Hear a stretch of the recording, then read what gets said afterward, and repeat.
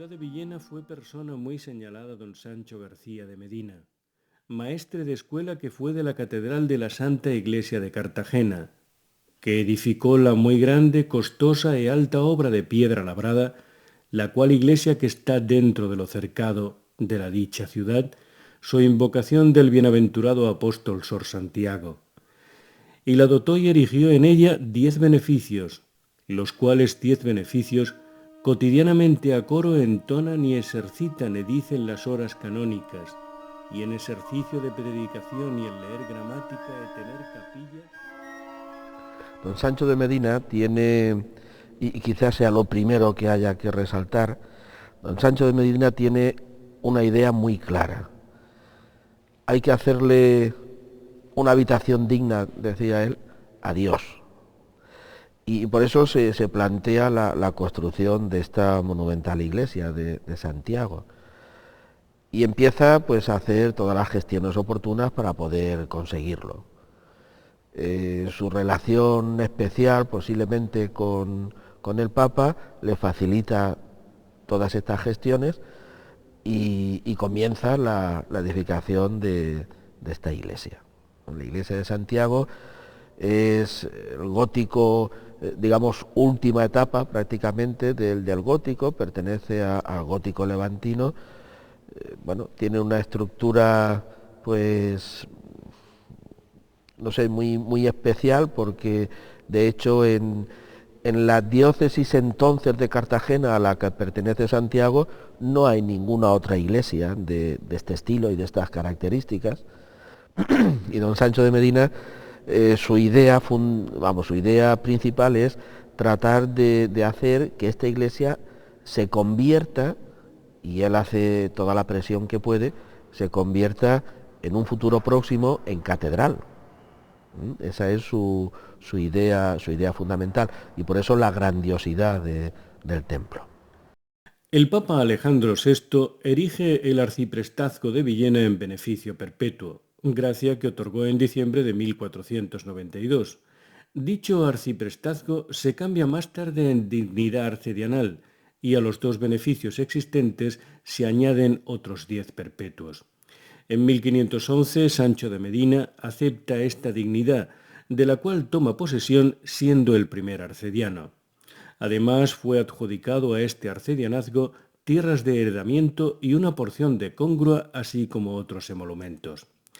Sancho de Medina tuvo la facultad para dictar estatutos e igualmente los usos que juzgase conveniente al culto divino y a la Iglesia de Santiago, según consta en las letras apostólicas de Roma. Entre las facultades que le otorgaba la bula de Julio II, fechada en Roma en el año de 1511, figuraba la de colacionar y proveer 10 beneficios perpetuos, todo lo cual nos demuestra el gran predicamento de que gozaba en la curia romana el protonotario villenense.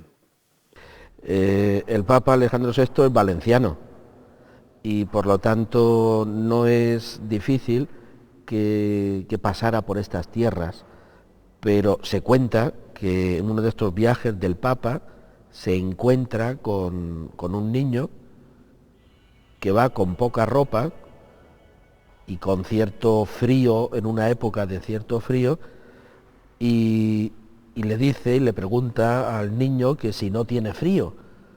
Y el niño le contesta, ¿usted tiene frío en la cara? Y el Papa le dice, pues no, en la cara no. Y el niño le dice, pues todo mi cuerpo es como la cara.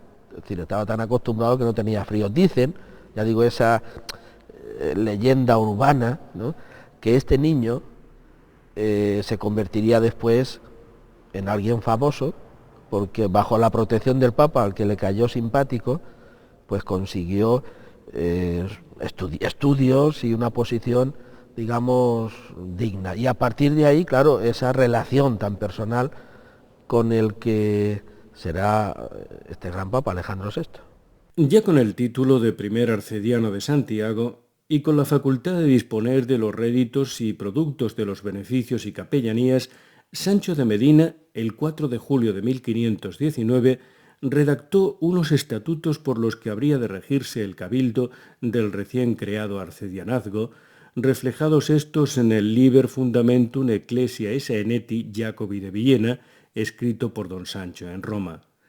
Cabe destacar una de las condiciones impuestas por don Sancho de Medina. Podía el cabildo, por ejemplo, nombrar beneficiados en las vacantes que se produjeran, pero con la premisa de que éstas habían de proveerse precisamente en hijos naturales de Villena. Uno de los beneficios llevaría aneja la obligación de enseñar gramática y lógica, y otro la de regir el coro y tocar el órgano. Únicamente en el caso de no hallar sujeto idóneo y con el grado académico prevenido en la bula y en los estatutos para enseñar gramática y lógica, podría proveerse este beneficio en sujeto que no fuese hijo de la ciudad. En los escudos que había en la fachada posterior de la iglesia, certifica, y otros documentos también, que pasan los reyes católicos por aquí. Está en el escudo de los Reyes Católicos la granada, lo cual significa que ha sido poco después de la conquista de Granada. Lo digo porque es una época en la que están todavía mezcladas bastante la población mora que se queda, los que vienen de otros lugares, y de alguna manera Sancho de Medina lo que quiere es que sea Villena y sus habitantes quienes tengan estos beneficios. La Iglesia Arciprestal de Santiago se constituye a través de sus beneficios como un importante centro docente. Destacado prestigio y solidez el que alcanzará el beneficio de canto, logrando éste rebasar los límites del ámbito local.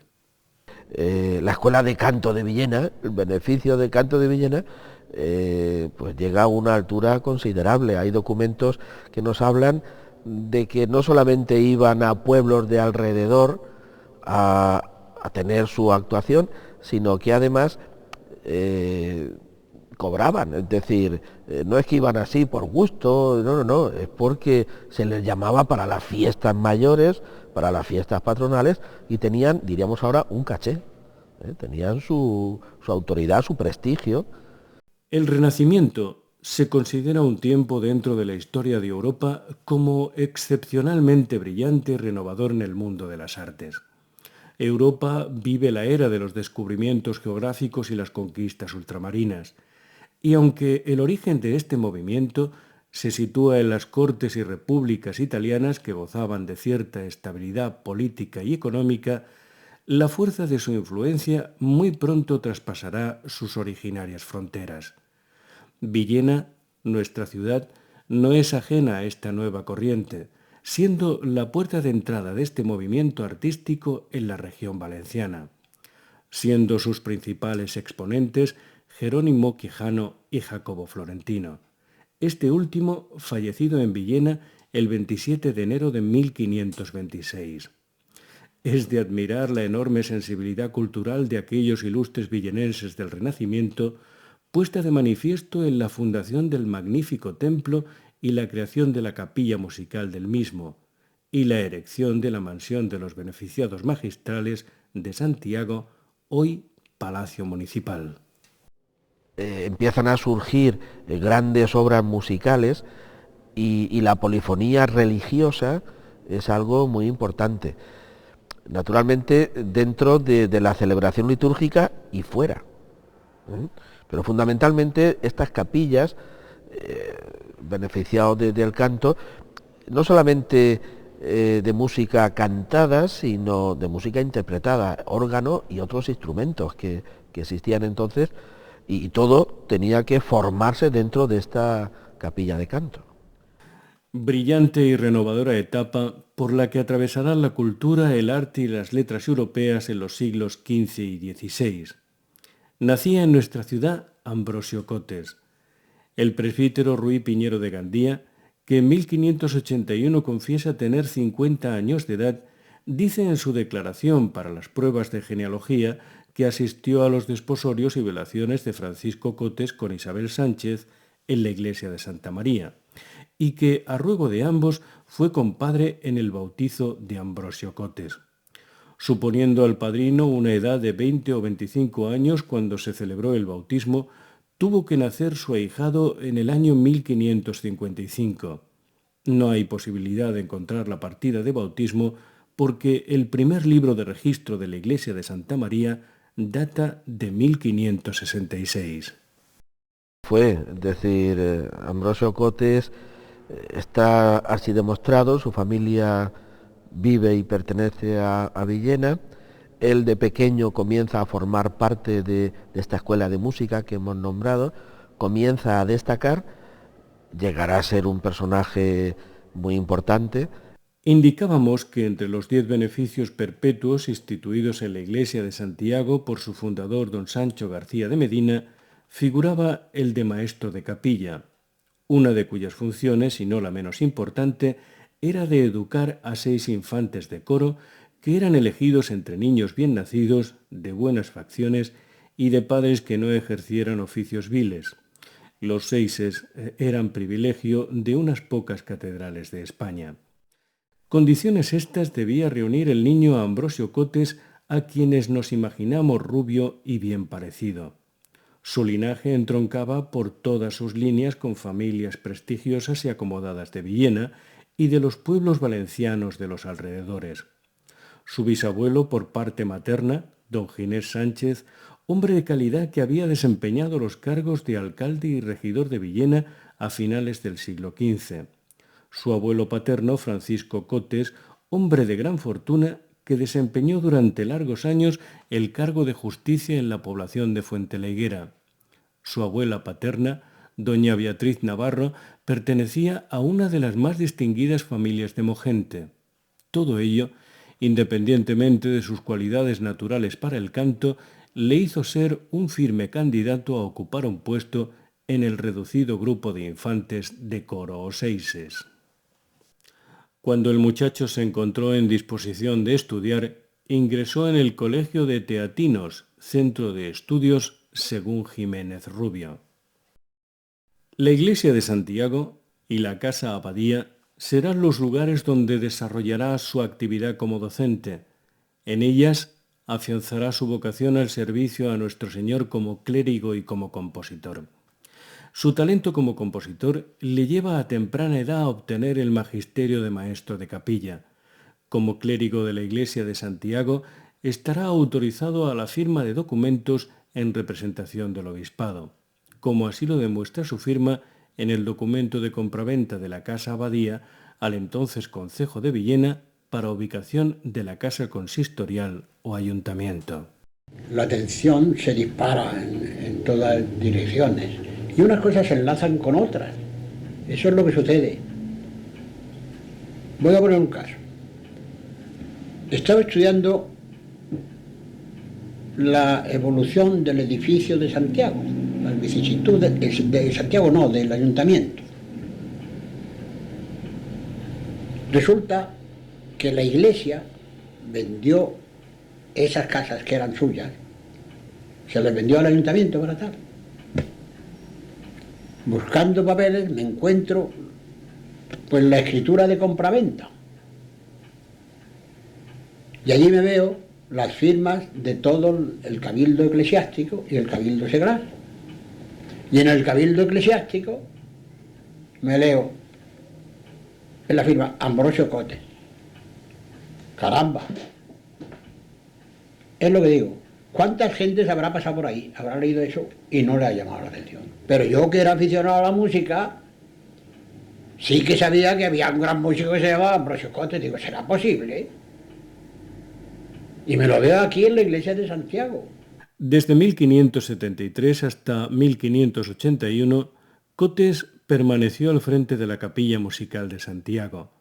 Durante este tiempo, escribiría seguramente variedad de chansonetas y motetes y otras obras cuya composición era obligatoria para los maestros de capilla. Partituras que heredó su hermano Gaspar, que sirvieron para pagar una deuda que tenía con el beneficiado Gaspar Díaz. Es en este tiempo cuando la Capilla Musical de Santiago alcanzará su mayor prestigio. A ello contribuirá enormemente el maestro Cotes, que poseyó siempre una bonita voz y que muy probablemente cantaría en ella aun antes de ser nombrado maestro de capilla.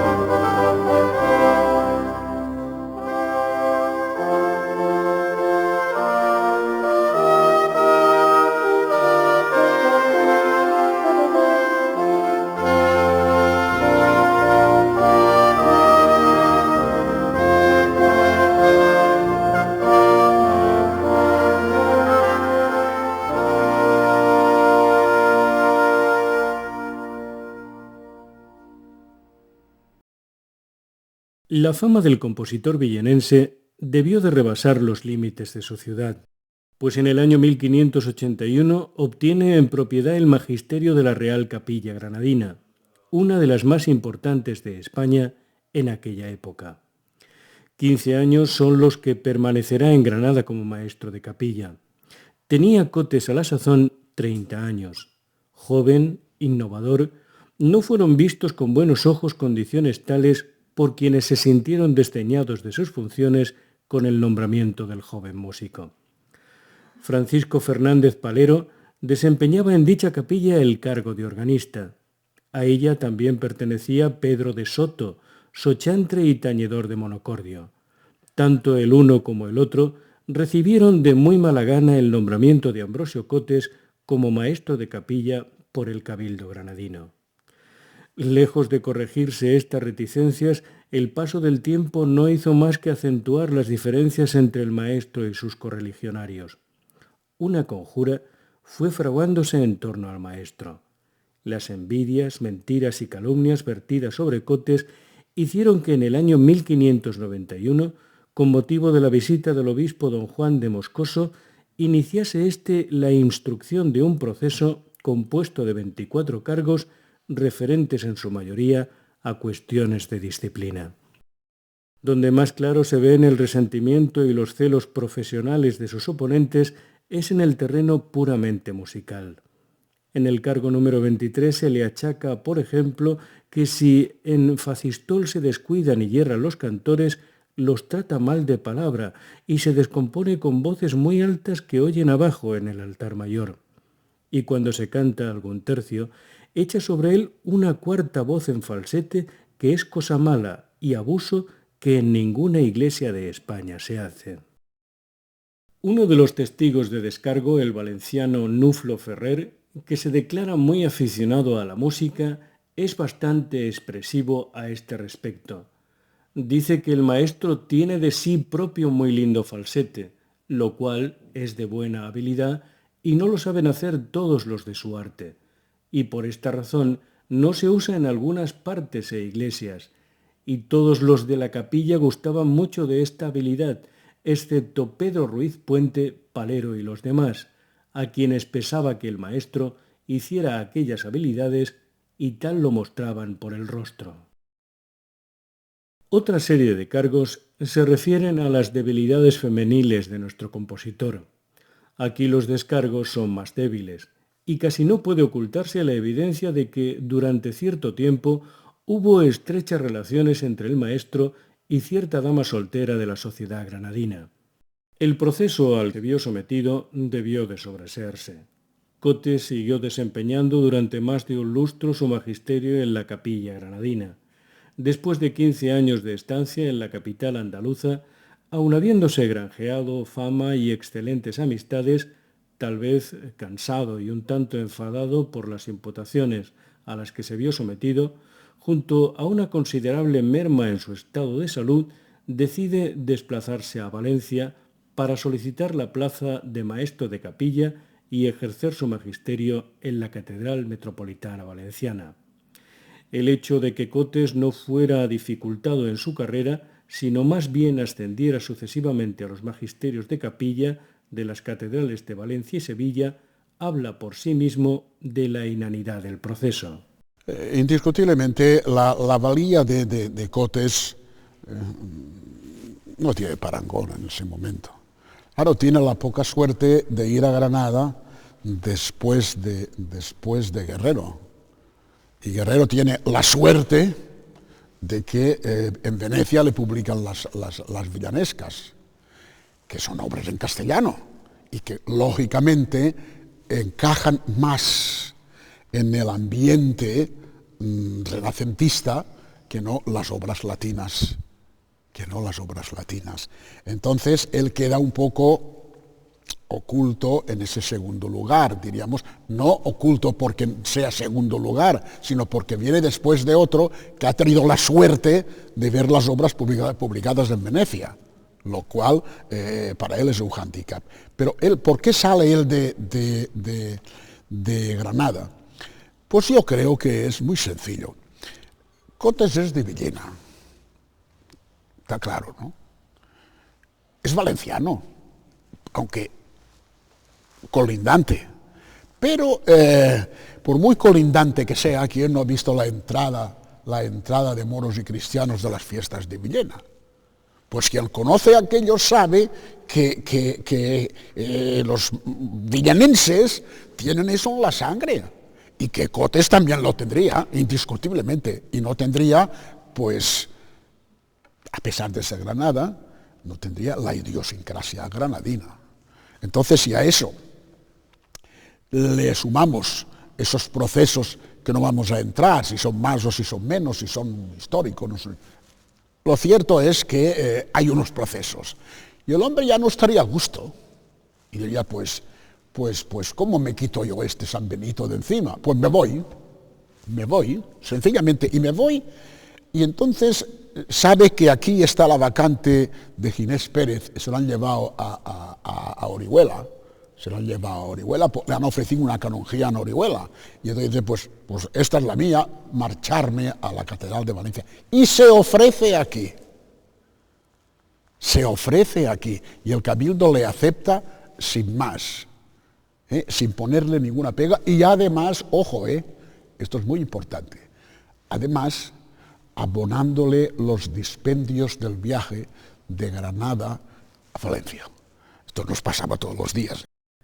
El Cabildo Metropolitano, nemine discrepante, le otorgó la plaza con la dispensa de los ejercicios de oposición. No los necesitaba, quien durante 15 años había permanecido al frente de la Capilla Real y estaba considerado como uno de los mejores músicos de España. Nemine discrepante, o sea, acuerdo por unanimidad. Cotes se tiene y corre como por uno de los mejores maestros españoles. Entonces, entre 26 canónigos, pues a alguno le habrá sonado la flauta. Hombre, pues no, sin problemas, porque no es el primer caso. Bueno, no es el primer caso. Tenemos un caso antecedente que viene también sin oposición. Entonces, como ante esa digamos, versión de alguno de los presentes, se la admiten, pero unánimemente.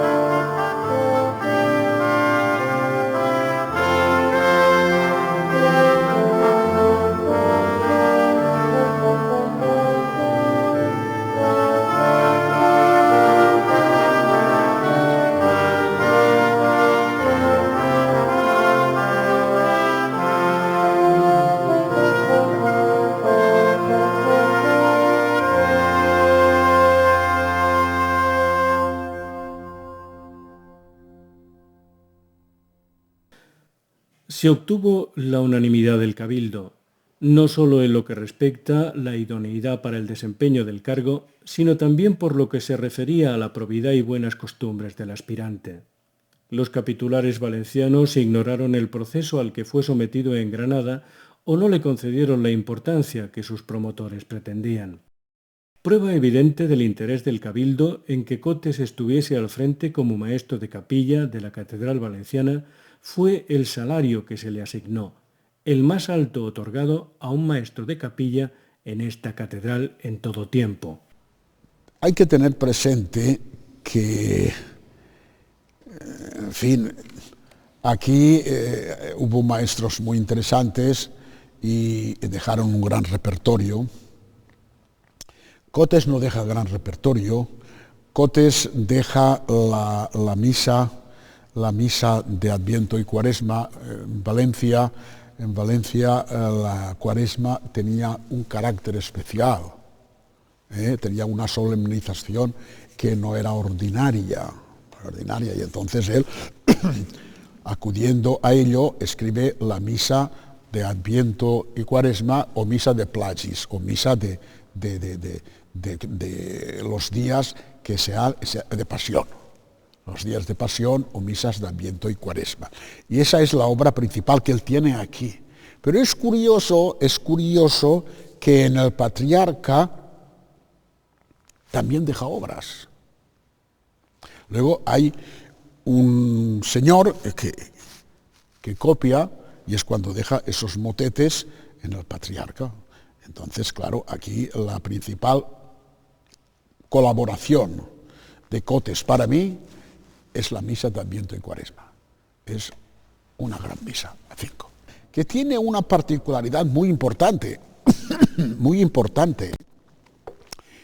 que no es tan fácil de tenerlo por ahí, que tiene un credo alternado. Ojo, que eso es una singularidad, muy singular, de Ambrosio Cotes. Él escribe un credo, la misa es a 5, pero el credo es a 4. Patrem omnipotentem factorem caeli et terre, visibilium omnium et invisibilium. Y luego sigue la melodía gregoriana. Et in unum dominum Jesum. O sea, que ya es una misa alternada, dialogada. Lo que están ahora queriendo implantar e imbuir en la liturgia de hoy, lo hizo Cotes en el siglo XVI. No hay tantas misas así, No hay tantas misas alternadas, un verso en polifonía y un verso en gregoriano. O sea que Cotes dejó aquí esa impronta muy fuerte. La prueba está en que en el siglo XX, primer cuarto del siglo XX, aún se ha cantado esa misa aquí. Es una obra maestra, auténticamente clásica, que coloca a su autor en la misma línea vanguardista de un Ginés Pérez o de un Francisco Guerrero, del que fue sucesor de la Catedral de Sevilla. Cotes, que fue andaluz por residencia, aparece como levantino por temperamento. Tiene nervio, fogosidad y una gran fuerza expresiva. Su técnica es francamente sorprendente. Domina a la perfección el contrapunto imitativo, conduce las voces con soberana galanura, suavidad de pasos, gracia y naturalidad. La espontaneidad es una de sus cualidades más destacadas. Sirve al texto siempre compenetrado con él. Con frecuencia se muestra colorista y descriptivo, pero siempre dentro del más puro misticismo.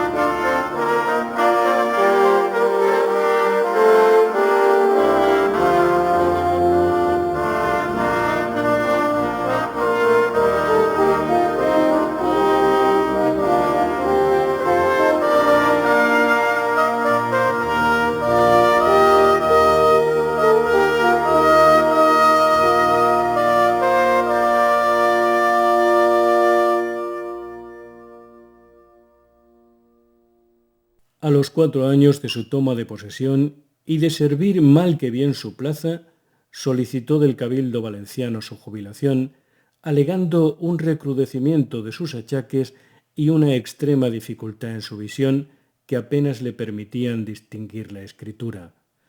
El maestro expresa insistentemente ante el Cabildo su deseo de trasladarse a su tierra natal, Villena, donde su intención es pasar los últimos años de su vida al servicio de Dios nuestro Señor. Finalmente, valiéndose de amistades influyentes, accede el Cabildo a su petición. El acta capitular en la que consta esta circunstancia lleva fecha de 7 de marzo de 1600. Eso para mí es la excusa, la excusación non petita.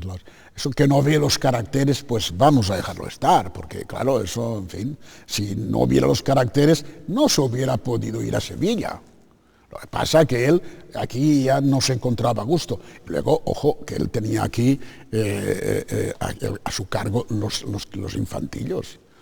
Y los infantillos son una carga muy pesada. 6 chiquitos a quienes hay que alimentar, educar y enseñar, es una carga muy pesada. Y entonces, si encima su salud se resentía, eso sí que me lo creo, esto es un clima muy, en fin, aquí la humedad está a cabo de la calle, ¿no? Entonces, diría, pues me voy a reponerme a Villena, porque no veo, porque ¿qué va a decir? Que se encuentra débil, dirá, pues todos nos encontramos débiles, pero claro, si él dice que no ve los caracteres, entonces ahí no hay solución. No ve los caracteres y tiene que tener un lente, ahí no hay solución, y las manos, que no puede ser. Y entonces automáticamente la excusa, digamos, o la razón por la cual él pide marchar a reponerse es aceptable. Una vez jubilado, se trasladaría prontamente a su ciudad natal, Villena. No obstante, su estancia en esta ciudad sería muy corta. Cuando ya declinaba septiembre y el verano tocaba a su fin, Cotes se traslada a Sevilla para asumir la magistratura de aquella metropolitana iglesia, vacante desde el año anterior por muerte de uno de los más insignes maestros españoles, Francisco Guerrero. ¿Fue una hábil maniobra del maestro? ¿Fue debido tal vez a una fuerte presión del cabildo sevillano? Bueno, no es de extrañar que se pensase en él para cubrir la difícil vacante de Francisco Guerrero y que el cabildo sevillano le ofreciese el magisterio de la capilla de la catedral. El maestro, por otra parte, se sentiría halagado por esta distinción de ser llamado para sustituir al músico más prestigioso de la época, y no supo resistirse a tan honrosa solicitud a pesar de su precario estado de salud. En el acta de nombramiento se hace constar que habían precedido los edictos y exámenes en el magisterio de Baco que el propio cabildo sevillano fue dilatando en el tiempo hasta que Cotes obtuvo la liberación de su puesto en Valencia. Cotes ganó la plaza en oposición pública contra Juan de Riscos. Entre las disposiciones del cabildo sevillano referente a Cotes podemos destacar: el 20 de septiembre de 1600 se le concedió derecho a capa y silla en el coro. El 2 de octubre siguiente le fue reconocida su preeminencia oficial sobre todos los demás músicos de la catedral. El 17 de septiembre de 1600 fue exhortado por declararse en partitur cuando estuviere ausente por enfermedad. El 3 de enero de 1601 se confirmó su derecho a multar a los cantores con las mismas cantidades con los que lo había hecho su antecesor Francisco Guerrero. El 25 de febrero de 1603 había empeorado tanto su salud que el cabildo votó una severa reducción de sus funciones, reduciendo también su salario a media paga.